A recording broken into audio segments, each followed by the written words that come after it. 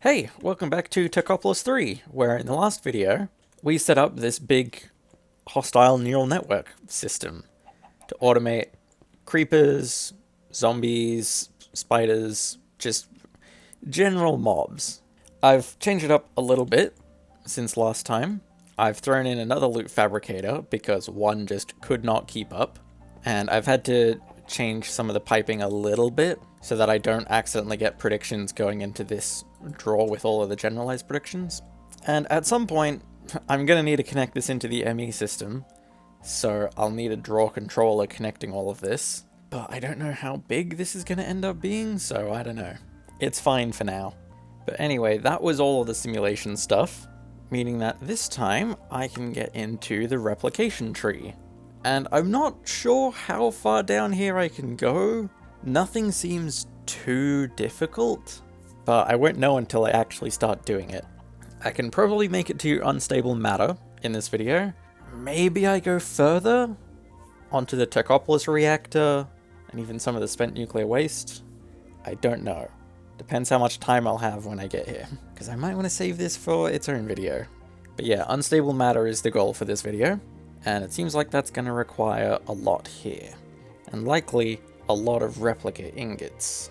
And I can just get this from replica dust, which I can make now using the Enderman model, and I probably should do it at least once just to trigger the quest, but I already mined some replica ore, so I can just get the dimensional immediately, and I can probably skip past all of this. But yeah, I should still trigger the quests along the way. So I just need to crush this simulation pearl to get the dust. Then I think just have the deep slate ore in my inventory. Then I just chuck that in the dimensional infuser. Right, and now the replication tree is opened. But first, I should probably set up a dimensional ore extractor to get all of this for me. I'm just wondering, I don't have enough power to support another one.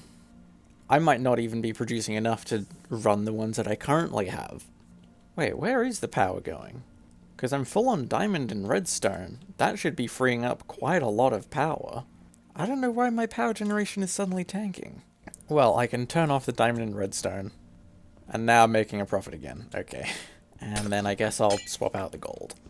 I've got enough spare dimensional gold ore that I'll be fine. And I need a lot more replica. In the meantime, I'll just get some more simulation pearls this way, so that I can get started with this tree while I wait for some of the dimensional ores to come through. So where do I go first with this? I don't know. I've never used this mod before, but apparently it has something to do with AE2? Oh, that sounds nice. I still just need to figure this out though. Is it like an item storage? Or is it a crafting thing? I don't know. Does this mod come with a manual? Or is this my best bet? Okay, so it seems to be somewhere in between Project E and Thorncraft, which seems really cool. I guess I'll figure out specifics as I go, but it looks like this is the sort of thing that I need to make first. I need a bunch of tanks to store different kinds of matter, all connected to a bunch of different machines to both create and utilize any of the matter, and the terminal, I guess, just streamlines the whole thing.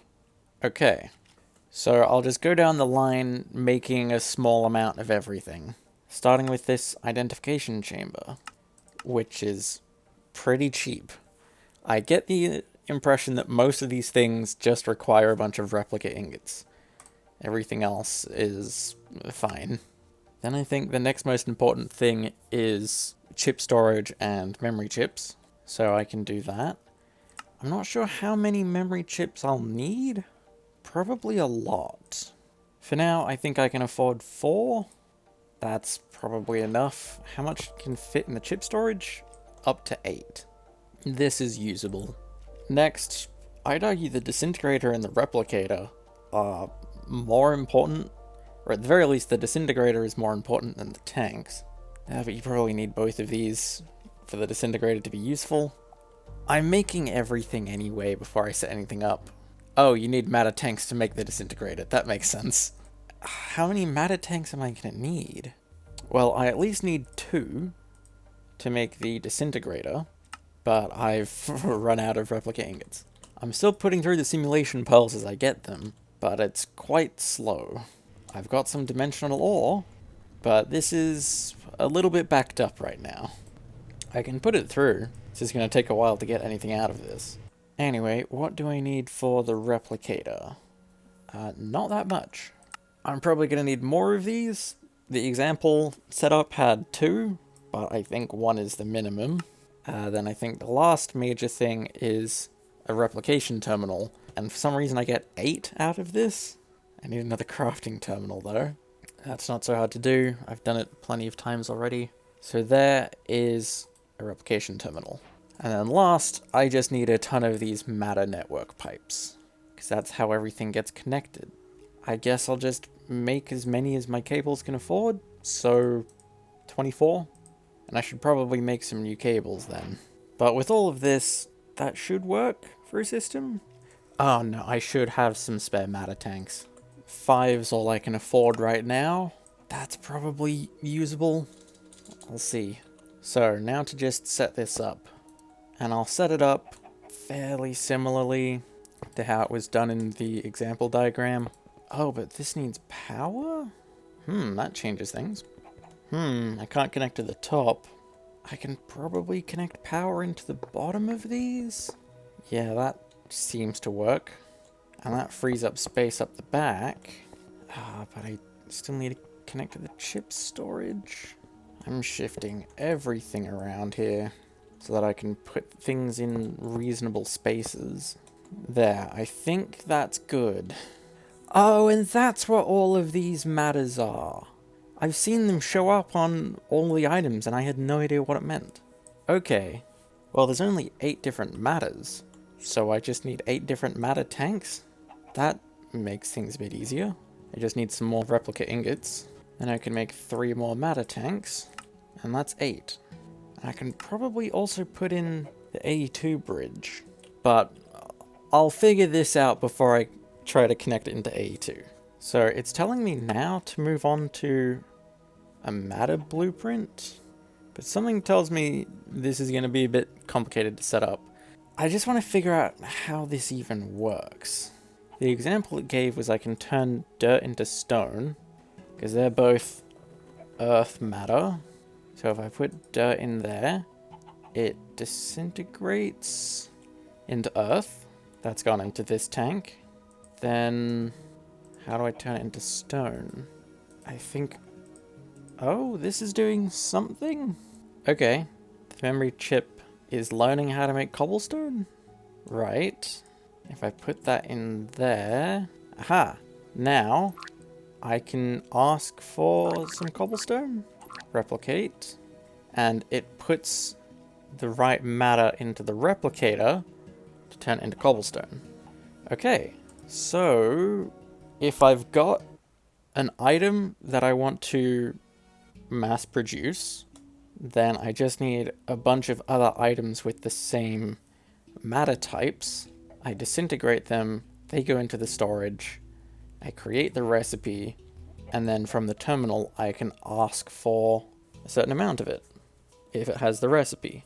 Okay, so then what's something good to duplicate? There's not a lot that I even can. I think redstone's a good one to get, and I guess most precious things for that matter. Oh, I can't do it for steel. Funnily enough, you can't make replica ingots using replication. Well, I guess it's gonna take a while, but I can learn all of this stuff. And so now my system knows how to craft all of these precious things. I just don't have any matter. But because a lot of these share the same few matters, I can turn most ingots into each other. And actually, gold and aluminium have exactly the same matter values, and aluminium is a hell of a lot cheaper than gold. So I could just one-to-one convert all my aluminium into gold. Or I could turn iron into osmium, something that is a lot more annoying to make. So if I just disintegrate a bunch of random matter, I should have enough storage in the tanks. And yeah, I can just make a bunch of this stuff. Okay. Nothing comes to mind for how exactly I can use this. Any specific use cases. It doesn't help that everything here I already have basically fully automated, be it through rock washing or dimensional ores, but maybe there'll be something super specific that comes along. Well, I guess now I just use this to make unstable matter. So for that, I'm going to need the matter blueprint, which needs a few things. I think I've got enough simulation pearls now that I can switch this back to ender pearls. And if this is just the information to go onto a chip, I think I only need one of these. So then I just need the blueprint, which is maybe expensive, maybe not. I just need 256,000 junk items, or units of water. I am going to need a larger storage component though, but I don't think that's a problem. It's a little expensive, sure. I'm going to need a bunch of glowstone, and a bunch more quartz glass, but eventually I can get that 64K storage component. I can put it in the matter condenser, and that will very slowly make a singularity for me. Maybe I can help this along a bit. How much junk do I have that I can throw in? Can I throw in the double compressed cobblestone? I think so. No, I think it just binned it. So maybe I should do regular items. But even then I think the water is quicker. I'm already going pretty much at the speed of the pump, and I can't make a singular pump any quicker. So I guess I'm just waiting for singularities. Well, if I'm waiting on this, is there anything else I can do in the meantime? I kind of want to see how this AE2 replication bridge works. It's not super expensive to make. I just need a bunch of pattern providers and storage buses. So there, and I'm guessing it just connects in like that. If it's connected to the matter network pipe, it's probably fine. And then just connect it with cables? Oh yeah, and I can see matter in there. So does this mean I can make recipes? Oh yeah, because suddenly... Oh, interesting. So these count as patterns in the ME system, and I guess the ME system knows how to make the matter now? Or at the very least I can make patterns that know how to make matter? Cool. Again, I don't know any super practical use for this yet, but it's good to have at the very least. Well, is there anything else that I can do while I wait? Maybe I can make some of this nuclear reactor stuff? I can't complete it because I need unstable matter for that, but there's still everything else I'm gonna need for this. Also, it's just now dawned on me that I don't know if this is gonna fit in the area, so I might need to make some more space for myself. How big is this? 7 by 7 by 11? I can fit that. I don't need too much more space for myself, and I can probably still inset it into the ceiling a little bit. But yeah, this is gonna be pretty hefty. So what are the numbers here? I need a lot of reactor components, and about 2 stacks of reinforced machine casings. Actually, yeah, 1 short of 2 stacks. Cool. I don't need too much more to be able to set that going, though. Oh, and it's using some of the matter to make... Is it making copper? I have another recipe for making copper. I don't have to do it that way, but I might not have any copper ore, so sure. And then I need to turn so much of it into circuitry and vents, so I can preemptively make some of that as well. But the main thing is just getting all of the reactor components. So that's 28 fuel rods. Then I need 4 reactor control rods. And the big one is all the casings and the glass. The glass is pretty much just casings too. So that's 158 reactor casings. That's pretty expensive. And I just need a ton of spare glass. I may as well put too much through. So there's all of that reactor glass. And in the meantime, everything else is finished. So I should be able to just build this up. It doesn't look super complicated. The framework is fairly simple. And the internal reactor bits aren't that much harder. Just really big pillars of fuel rods. And a bunch of windows. And just standing back and looking at this, it's so weird having it inset into the ground like this. I think I could afford to move it maybe 1 block higher before it starts encroaching on the ground here. But even then, it'd still look a bit weird. Maybe if I expose it a little bit more? Yeah, that's done a surprising amount to make this look like it fits in better. Okay, so in that time, how are the singularities coming along? I've got 1, and I'm a little over halfway to the second one. Well then, I guess I may as well speed this along by adding a lot more pumps into this. How many can I fit? At least 4. Probably 5 or 6 more? I'll just start with 4 more. All I really need is some more fluid pumps, and I can make 4 more electric pumps. And then I can just stick these along here, put all the upgrades in, and that should now be making 4 times as much water. Actually, no, 5 times. But now I've got the problem that it's filling the pipe, and it's not making the matter condenser go all that much quicker. What if I just connect this into more sides?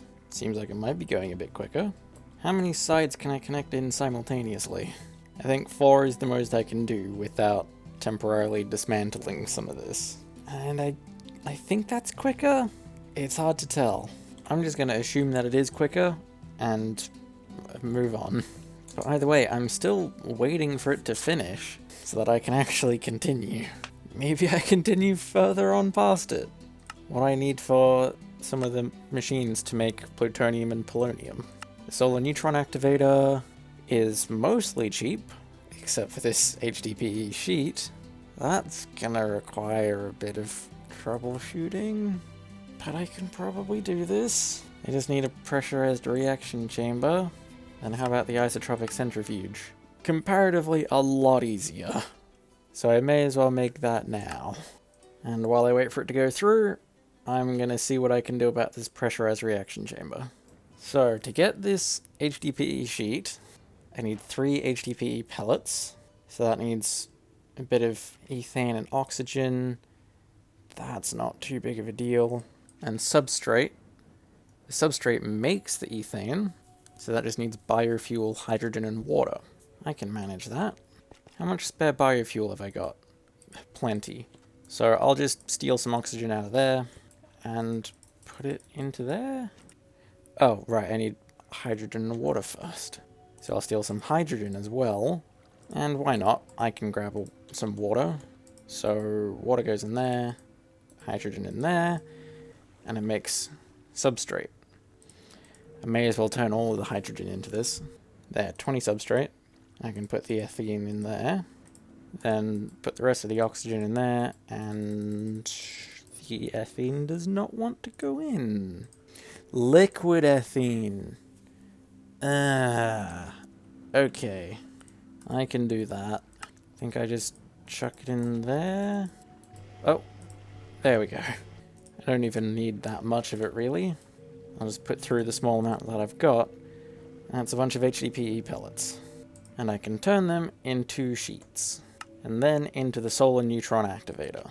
Now, something that I have just considered about the solar neutron activator is that I was going to put it underground, probably right next to the reactor, but presumably it needs sunlight, so maybe I'll need to move it outside. Or I guess, I don't know, maybe I can make a giant hole into the sky to give it skylight. I'll see. Oh, the singularities are done. I guess I left them long enough, so now I can continue. I can actually make the reactor to check. So, I can get that research, and use that simulation file that I've been holding on to for a long time, to make that matter blueprint. Then, I think I use this to put it on a memory chip. Yeah, but it's not showing up in here. I think I did it wrong. Hang on a minute. Do I do that? Yes. I guess now I know how to make a matter blueprint and unstable matter. And in here, oh, unstable matter needs a little bit of everything. Interesting. But I guess that's where I can take some of this stuff. Maybe this can make more matters for me. Yep, it's given me some living and a little bit of ender and quantum. The ender was almost certainly from the ender pearls, so I can put more of that in. Oh, and so was the quantum. Right, and then I just need nether. Nether. As expected, just nether things. And I'd guess quartz and glowstone are my best bet. I've got plenty of glowstone, so I can disintegrate that. And now I can make 2 unstable matter. And then I can make that nuclear reactor control block. And I'll just put this down here. And I guess I can see I can bring the innerite through. And presumably it'll start running. Yes, and it is producing power. And it should just make a ton of nuclear waste for me. But the main benefit is just a lot more power generation. Which I should do something about. But I have run out of cables. 1 second. I can make some more cables. And I'll just connect it into the rest of the mains. Also, good to know that this doesn't just endlessly spend my fuel if I'm full on power. But I do kind of want it to. Does it keep spending it if I'm full on waste? No. I guess now I can check if these machines work. I don't have the most space, though. Is it worth pumping them out of the hole? Yeah, probably. But then comes my next question. How does this even connect in? Oh, it's a chemical. Makes sense. But for some reason, I just assumed this was a fluid. To be fair, gases and liquids are both fluids. But whatever. They're not. Oh, because I just so happened to connect them to the output. If I flip these around, there we go. But now, the isotopic centrifuge needs power, and I'm pretty sure the solar neutron activator needs skylight. Great. Well, power's not a big deal. That noise is, though. So that's making plutonium. But the skylight, just out of curiosity, I might have scraped by here. And I can just do this. Does that work? Yes, it does. Wow, and polonium is made a lot quicker than plutonium. Although I can probably upgrade, yeah. I can upgrade this, I can't upgrade this. And so I will upgrade this. And now I'm out of nuclear waste. Fun. It'll produce more soon. But then I'm getting a lot of plutonium and polonium out of this. And I should probably pump them into a radioactive waste barrel. Because I'm guessing this particle effect means that it's decaying. Although I'm not seeing the number go down, so maybe it's fine as long as it's in the machine. I can still make these barrels, but I do just need a lot of unstable matter. Unstable matter's not too hard to get, so then I can make 2 radioactive waste barrels. And for now, I'll just store each of these in their own thing, and it should be fine. Well, I think that's enough. All I really wanted was the unstable matter, and the rest of this came from a tangent to try and kill time, but I guess I've just preemptively done some of what I would have done next video. So I guess next time I'll finish off this stuff. I'll get the polonium and plutonium pellets, maybe also figure out how to turn them into antimatter pellets. Maybe I can also do the fluidizer to try and get mob essence. I don't know. That might be something I put over this side. Maybe I put it somewhere else entirely. But I'm getting ahead of myself.